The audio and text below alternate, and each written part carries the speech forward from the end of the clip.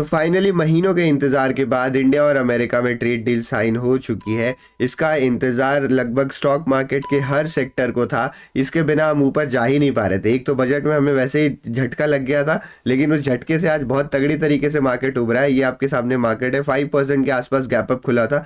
Intraday में completely silent है। Of course इतने बड़े गैप अप के बाद कोई मूव नहीं होता, बट सबसे बड़ा सवाल ये है कि ये जो बाजार खुश हो रहा है, क्या ये खुशी जो है वो रियल है? क्या सच में इंडिया को इस डील से बहुत तगड़ा फायदा होने वाला है, या फिर इसमें कुछ हिडन डार्क ट्रुथ है और असली में हमें घाटा ही हो रहा है? तो मैं आपको कंप्लीट एक ऑनेस्ट एनालिसिस करके बताऊंगा, बिकॉज इस समय मीडिया में जो आप देख रहे होगे वो केवल वाहवाही आप सुन रहे होगे। तो मैं आपको एक एक्चुअल एनालिसिस बताऊं कि इंडिया में क्या फायदा और क्या नुकसान हुआ है इस ट्रेड डील से। तो अभी तक देखो कोई ऑफिशियल डॉक्यूमेंट इशू नहीं हुआ है, बट ये डोनाल्ड ट्रम्प साहब का ट्वीट है जो हमारे लिए एक ऑफिशियल डॉक्यूमेंट की तरह काम करेगा। आज रात को, आज मतलब पिछली रात को, यहाँ पर उन्होंने ये कंफर्म करा कि इंडिया और अमेरिका के बीच में ट्रेड डील फाइनल हो चुकी है। मोदी जी ने भी कंफर्म कर दिया था कि जी हाँ, ये ट्रेड डील फाइनल हो चुकी है। अब हम बात करते हैं इनके क्लॉज पे और प्रोज और कॉन्स को समझते हैं। तो प्रोज यानी इंडिया के लिए फायदे की क्या बात है, सबसे पहले मैं आपको वो बताता हूँ। इससे पहले आगे बढ़ूँ, थोड़ा सा आवाज़ इग्नोर करिएगा। इग्नोर आप कैसे ही कर सकते हो, हमेशा सुनना पड़ता होगा, बट स्टिल गला बहुत ज़्यादा ख़राब है। मैं सही से कल तक बोल भी नहीं पा रहा था, इसलिए लाइव स्ट्रीम वगैरह अभी बंद थी, अभी भी ठीक नहीं हुआ बढ़िया से। बट ये वीडियो बनाना ज़रूरी है, इसलिए इसको ध्यान से सुन लीजिएगा, कंटेंट पे फोकस करेगा। तो हमारे लिए जो सबसे बड़ा प्रो है, सबसे बड़ा जो फ़ायदा है वो यही हुआ है भैया कि जो टैरिफ है हमारा वो कम करके 18% कर दिया गया है। ये टैरिफ जो था वो 50% था, जिसमें 25% एक्चुअल टैरिफ था और 25% हमारे ऊपर पेनल्टी का टैरिफ लगा दिया गया था, क्योंकि हम रशिया से तेल खरीदते थे, क्रूड खरीदते थे। तो अब ये फाइनल किया गया है कि ये टैरिफ घट के केवल और केवल 18% कर दिया जाएगा। क्योंकि हम रशिया से क्रूड नहीं खरीदेंगे तो ये 25% का टैरिफ भी हट जाएगा, और ये 25% का जो एक्स्ट्रा टैरिफ था रेसिप्रोकल, वो कम होकर 18% हो जाएगा। तो जो नेट टैरिफ अब पे करना पड़ेगा एक्सपोर्ट करने के लिए वो 18% रहेगा, और इसका सीधा फायदा हमारे एक्सपोर्ट ओरिएंटेड सेक्टर्स को हुआ है। आज के दिन मार्केट पूरा ऊपर है, बट वो सारे स्टॉक्स कुछ ज़्यादा ही ऊपर है जो एक्सपोर्ट रिलेटेड थे, जिसमें अडानी के सारे स्टॉक्स आ जाएंगे। अडानी जो है वो भी बहुत सारा एक्सपोर्ट बिजनेस करते हैं, तो अडानी के स्टॉक्स में भी ये पॉजिटिविटी दिखी है। और उसके साथ साथ आप रिलायंस वगैरह में भी थोड़ी पॉजिटिविटी देख पाओगे। खैर उनके लिए कुछ खास है नहीं, वो मार्केट के साथ ही बढ़ रहे हैं। खास है यहाँ पर हमारे लिए टेक्सटाइल सेक्टर का।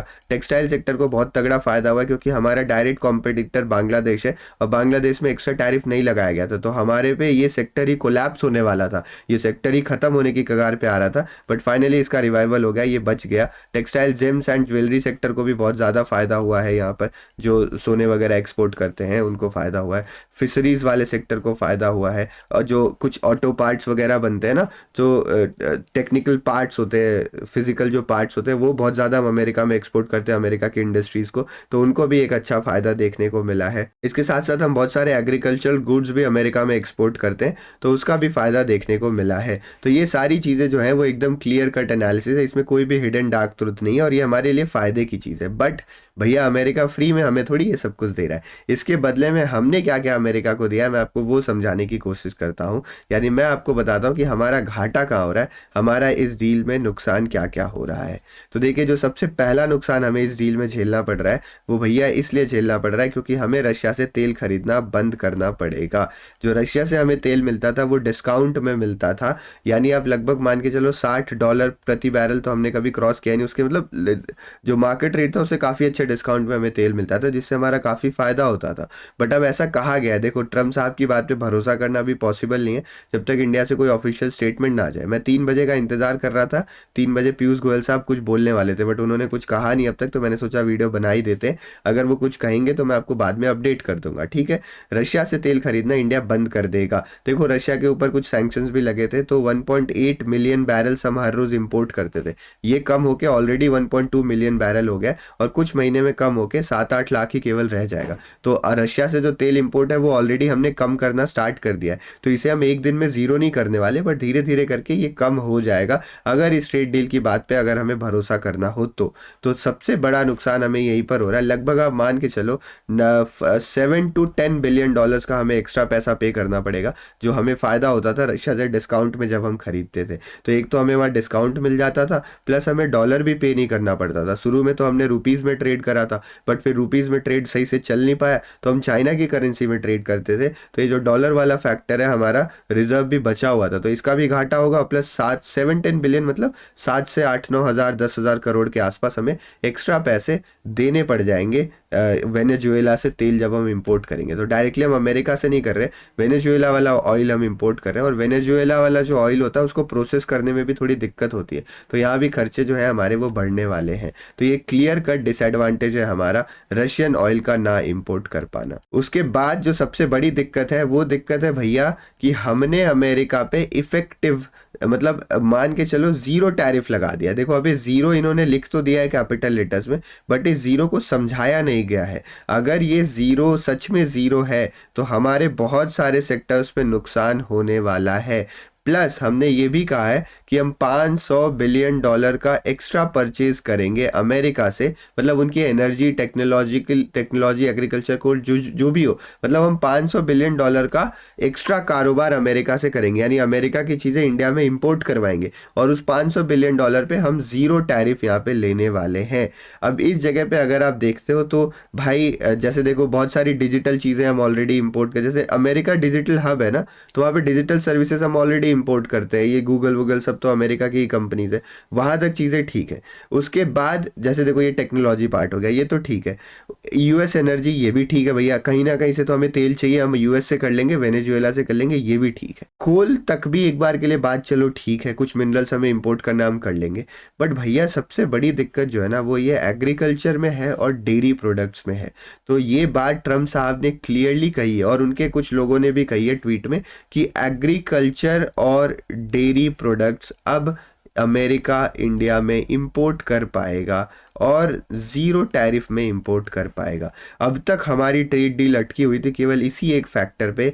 मोदी जी का मानना, हमारे सरकार का मानना ये था कि हमारा जो देश है वो कृषि प्रधान है, हमारी 70% जीडीपी 70% जो लोग हैं वो किसान ही है अभी, और एक जीडीपी का काफ़ी बड़ा हिस्सा फार्मिंग से आता है, और ये लोग बहुत छोटे किसान हैं। हम अभी उतने बड़े लेवल पर मास प्रोड्यूसिंग नहीं करते हैं एग्रीकल्चर या फिर डेयरी का, जिस लेवल पर अमेरिका करता है। अमेरिका में जो चीज़ें बन के आते हैं वो इतनी ज़्यादा जेनेटिकली मॉडिफाइड होती हैं कि केवल एक चीज़ पे ध्यान रहता है कितनी से कितने ज़्यादा आप बना सको, उसमें क्वालिटी नहीं रहती, गुणवत्ता नहीं रहती है, मे बी बहुत सारी चीज़ें विटामिन वगैरह भी इधर उधर होती है, I have no idea, but एक चीज़ मुझे पता है कि वहाँ के प्रोडक्ट्स इतना बढ़िया नहीं रहने वाले। प्लस जब आप डेयरी की बात करते हो तो वहाँ पर गाय या भैंस को माता या मतलब जो पशु होते हैं उनको अच्छे से ट्रीट नहीं किया जाता है, उन्हें खुद नॉनवेज खिलाया जाता है, यानी गायों को नॉनवेज खिला के ताकि उनसे ज़्यादा डेयरी के प्रोडक्ट्स बने, ज़्यादा दूध निकले। इसलिए काफ़ी चीज़ें ऐसी होती हैं जो हमारे धर्म के भी खिलाफ है, हमारे लोगों के मेंटालिटी के भी खिलाफ है। तो अगर ये इंपोर्ट चालू हो जाता है तो इससे बहुत बुरा इम्पैक्ट पड़ने वाला है हमारे किसानों को, हमारे डेयरी वाले जो पूरा एग्रीकल्चर एंड डेयरी का सेक्टर है। तो ये एक बहुत बुरी खबर है, और अगर इंडिया ने सच में इसमें एग्री करा है तो इट्स वेरी बैड न्यूज़। अब मैं आपको, और ये सबसे बड़ा खराब चीज़ है जो होने वाला है यहाँ पर। बाकी चीज़ें तो भाई बात पैसों के घाटे की है, वो एक बार के लिए मैनेज भी कर लेंगे, बट जब छोटे छोटे किसान, देखो छोटे किसान क्या करते हैं, वो मंडियों वगैरह में बेचते हैं, तो अगर बाहर से सामान सस्ते में आने लगेगा ना तो मंडियाँ उनसे सामान खरीदना ख़त्म कर देंगी, तो एकदम बॉटम लेवल पर जाके ये चीज़ जो है वो इम्पैक्ट करेगी, which is not a good news at all. अब देखो भैया ये बात अभी कन्फर्म नहीं है, यहाँ पे आप देख रहे हो पीयूष गोयल साहब कुछ कहने वाले थे, उन्होंने क्लियर करा नहीं है। अब यहाँ पे मनी कंट्रोल जो है वो ये बात कह रहा है कि यहाँ पर शायद, देखो मनी कंट्रोल ने ये कहा है, India likely to keep sensitive agriculture goods dairy protected in US trade deal, government sources says, इनके गवर्नमेंट सोर्सेज ने इन्हें कहा है। अब ये मनी कंट्रोल की अगर बात सही होती तब तो ठीक है, बट अगर ये बात गलत हो जाती है और एग्रीकल्चर मार्केट को खोल दिया गया है जीरो टैरिफ के साथ, डेयरी वाले मार्केट को खोल दिया गया जीरो टैरिफ के साथ, तो it's very bad news for farmers and all other जो इससे रिलेटेड सेक्टर्स हैं। तो अगर आप मेरे से फाइनल कंक्लूजन मांग रहे हो तो as a market participant I will say, अगर मैं केवल एक बाजार के नज़रिए से देखूं तो मैं तो ये कहूँगा कि भाई this is very good news, क्योंकि जो भी सारी लिस्टेड कंपनियां हैं जिनका इकोनॉमी पे, लिस्टेड इकोनॉमी पे कंट्रीब्यूशन ज़्यादा है, उनके लिए काफ़ी फ़ायदे की बात है। हमारा एक पका पकाया बना बनाया एक्सपोर्ट का मार्केट था जो हमसे छिनने वाला था, वो नहीं छिनेगा, हम उसे संभाल लेंगे। बट अगर आप एक आम नागरिक की तरह बात करोगे, एक ऐसे से पूछो सोचोगे जो मतलब हमारा परिवार भी फार्मिंग से बहुत ज़्यादा कनेक्टेड था पास्ट में भी, अभी भी, क्योंकि लंबा परिवार है हमारा तो लोग अभी भी फार्मिंग करते हैं, तो उनको बहुत बुरा इम्पैक्ट पड़ने वाला है। ये जो अमेरिका की मार्केट को खोल दिया जा रहा है, अभी आने वाला टाइम बताएगा कि कैसे गवर्नमेंट प्रोटेक्ट कर पाती है। क्या सच में यही ट्रेड डील हुई या फिर इसमें भी कोई इफ एंड बट है? मैं तो चाहता हूँ कुछ हो, ताकि ये वाला सेक्टर जो है वो प्रोटेक्टेड रहे और हमें एक्सपोर्ट मार्केट का भी एक्सेस मिलता रहे। तो फिलहाल ये कंप्लीट एनालिसिस है, आई होप आपको समझ में आ गया होगा। अगर आप इसको प्ले करना चाहते हो तो आप ऑलरेडी बहुत लेट हो भाई, जो होना था वो आज हो चुका है। अब फोमो में एंटर मत करिएगा, मार्केट को एक बार सेटल होने दीजिएगा और फिर जब क्लैरिटी मिलेगी तो आप दोबारा स्विंग ट्रेड्स वगैरह प्लान कर सकते हो। Thank you very much, please subscribe the channel for latest updates.